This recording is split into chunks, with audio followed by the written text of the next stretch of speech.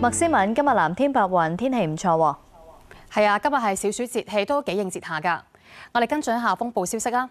今年第1號颱風強勢持續，衛星圖上面見到超強颱風尼伯特龐大嘅對流雲團足以覆蓋全個台灣，結構紮實而對稱，並且發展出明顯風眼。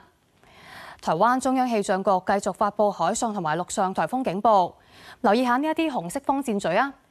尼伯特嘅暴風圈逐漸覆蓋台灣東半部嘅海面，中心最大風速有17級，沿海風浪將會逐漸增強，花蓮同宜蘭地區會有大雨。睇下8點鐘嘅氣温係30度，相對濕度74%，酷熱天氣警告現正生效。天氣先生跟住交俾你啦。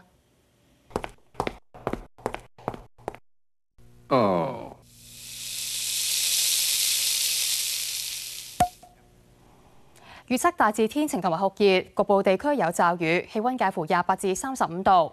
聽日會有煙霞，稍後有1-2陣雷暴，吹輕微至和緩嘅偏東風。聽日轉吹西至西北風。展望週末期間酷熱，但係有幾陣驟雨。睇下聽日上晝嘅空氣質素健康指數係介乎低至高嘅水平。預測最高紫外線指數係12，強度屬於極高。天氣先睇到呢一度啦，交翻俾你啊，樂文哲。好，唔該晒。7點半新聞亦都報道完，再會。